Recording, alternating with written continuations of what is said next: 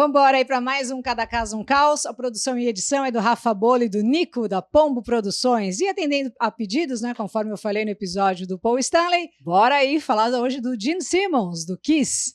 Chaim Waits nasceu em Haifa, em Israel, no dia 25 de agosto de 1949. Filho único da sua querida mãe, uma judia de origem húngara, a Flora Florence Klein, uma sobrevivente de um campo de concentração da Segunda Guerra Mundial. Ela e o irmão, o Larry, foram os únicos membros da família a saírem vivos dos campos de concentração. Ela se mudou para Israel, onde o Gene Simmons nasceu. A mãe do Gene foi, assim, a grande heroína da vida dele.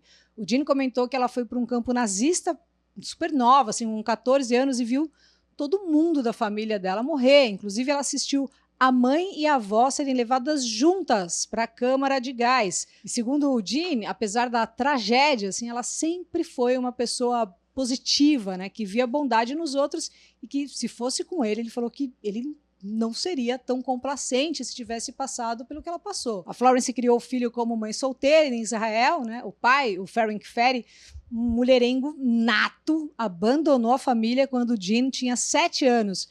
Deixou os dois na mão. Ele e a mãe moravam num apartamento em Israel, assim, cravado de bala por causa dos conflitos árabes israelenses. O apartamento não tinha TV, mas isso era o de menos, né? Não tinha banheiro. Eles tinham que ir para o lado de fora da casa, usar um buraco no chão. O banho era dado assim numa banheira de metal. A mãe enchia de água e deixava no sol para esquentar. No frio, você imagina o perrengue, né? Israel, ali nos anos 50, era super difícil, né? A situação deles era abaixo da pobreza. Como o próprio Gene descreveu no livro Eu, S.A., Construa um Exército de um Homem Só, foi uma infância miserável e sem poder cuidar de um bichinho de estimação, o máximo que ele conseguiu foi cuidar de um escaravelho que ele guardava dentro de uma caixinha de fósforo cheia de açúcar. Novinho ali com 6, 7 anos, vivendo nessa realidade, ele chamou um amigo, né? Eles pegavam frutas em árvores e iam vender para as pessoas que estavam voltando do trabalho. E assim ele ganhou seu primeiro dólar, comprou um sorvete e entendeu o que era felicidade. Então, segundo ele, sua primeira grande lição foi que trabalho e dinheiro resultam em felicidade. E ele levou isso bem a sério. O Gene estava com 8 anos. A Florence se mudou com ele para os Estados Unidos. Nenhum dos dois sabiam falar assim nada em inglês. A mãe trabalhava num subemprego, né, que o Gene disse que parecia uma fábrica de escravos, assim, 6 dias por semana, sem salário mínimo. Mas foi lá também, né, que ele conheceu o melhor dos mundos. O Gene é um cara extremamente grato aos Estados Unidos, né? Ele disse que se sentiu como super-homem quando chegou no país, né? Um ser que mesmo vindo de um outro planeta e ainda assim poderia se sentir grandioso. O Gene aprendeu inglês lendo revistas em quadrinhos, assistindo filmes, principalmente de terror. Um adendo, né? Hoje ele é fluente em inglês, hebraico, alemão e húngaro e ainda arranha no japonês. Como muitos tinham dificuldade para pronunciar o nome de batismo, ele começou a usar Eugene, que virou Gene. A partir dessa mudança do nome, a gente já começa a perceber aí também uma facilidade que o Gene tinha para se adaptar. E isso ele trouxe sempre com ele, né?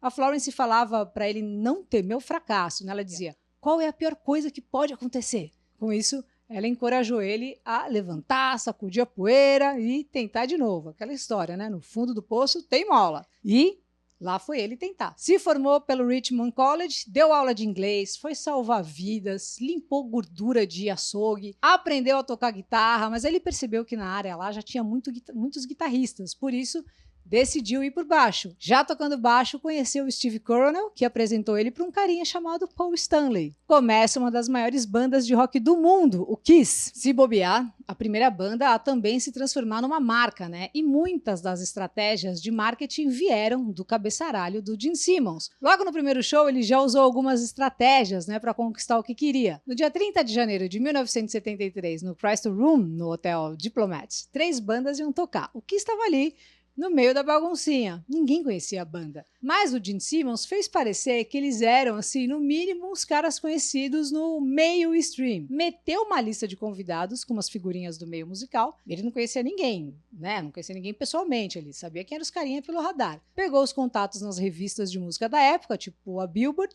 fez uns cartazes escritos Os Mestres do Heavy Metal, Kiss. Ele também tinha chamado algumas amigas para ficar na frente do palco, usando camisetas com o logo da banda, assim, feito à mão mesmo, feito em casa, né? Do it yourself, glitter E vai que vai. Aí elas ficavam lá na frente, gritando o nome da banda e chamando os caras, né? Mandando uns Gene, I love you, Paul Stanley. Mua! E aí, beleza. Nisso, os caras, tudo de chapéu atolado, acreditando que o Kiss era uma banda importante, cheio das Kissettes. A banda chamou a atenção do Bill Aucoin, um empresário do meinho que quis conhecer o Gene Simmons e chamou ele para desenrolar uma conversa. Então, o Gene Simmons, bandidão, também já tinha combinado ali com uma das amigas para ela sentar no colo dele durante a conversa, quando ele estivesse trocando uma ideia com o maninho da gravadora. Isso para passar aquela imagem de astro do rock, que é assediado por várias garotas. Uau! Depois dessa noite, o Kiss assinou um contrato com a Casablanca Records. Adendo, o Bill foi o cara que também ajudou muito o marketing do Kiss. Como o Gene Simmons diz, não precisa mentir, né? Mas é preciso criar uma imagem para que as pessoas queiram aquilo que você tem. Aí você já sabe, a banda fez um sucesso avassalador.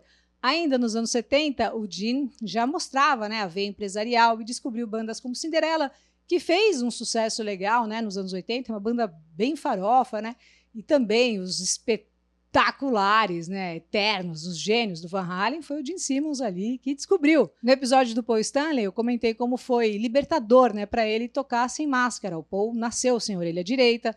Nessa época ele tinha feito algumas cirurgias de reconstrução, estava se sentindo mais seguro e tirou de letra essa fase. Depois dá uma olhada lá que tá bem legal esse episódio. Já o Gene Simmons, que era conhecido pelo personagem o The Demons, ele, além da máscara, né, da altura, 1,88 m, mais as plataformas, era o cara que cuspia sangue, né, fogo, mostrava a língua para baixo do queixo, fazia carão, voava pelo palco, tocava o baixo em forma de machado, enfim, era um personagem riquíssimo. E quando tirou a máscara, foi o efeito inverso, ele não ficou tão à vontade. O negócio dele era mesmo ser o Gene Simmons, tanto que até hoje é assim, e não importa em quantos shows do Kiss você já tenha ido, sempre vai ser de arrepiar, né? Quando entrar God of Thunder, aquele baixão solto, aquela cara de Psycho, é o momento do Gene Simmons fazer aquela performance sanguinária, teatral do Demon.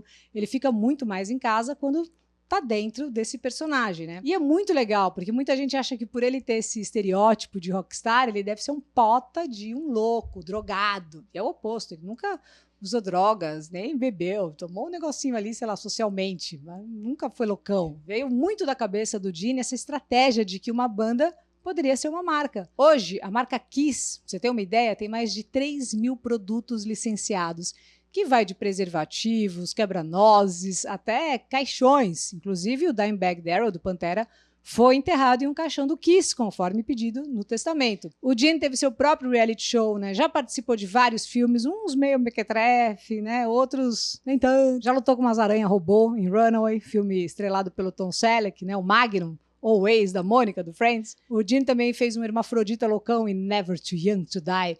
Fez o The New Guy, enfim, tem uma capivara boa aí no cinema. Ele namorou a Cher, pegou também a Diana Ross ali, beliscou geral, disse que já fez um rock and roll aí com umas 5.000 mulheres. Em 2011, ele casou com a atriz e coelhinha da Playboy, a Shannon Tweed. Eles têm 2 filhos, né, um casal, a Sophie, uma atriz linda, né, e o Nick, que tem 2,3 metros.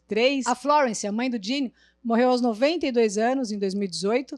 O legal é que ela, né, participou e viu todo o sucesso do filho, né? E que sucesso! No mês passado, março de 2021, o Gene Simmons, que está com 71 anos, comprou uma mansão em Malibu, avaliada em 32 milhões de reais. Sobre o pai, o Gene disse que depois de muito tempo descobriu que tinha 5 meio-irmãos de outros 5 casamentos do pai, que morreu aos 80 anos e, na época, vivia com uma mulher de 35 anos. O Gene, há mais de 20 anos, é padrinho do Child Fund, uma organização que ajuda crianças de vários países. Ele também já arrecadou o equivalente a R$1 milhão para um hospital infantil no Canadá.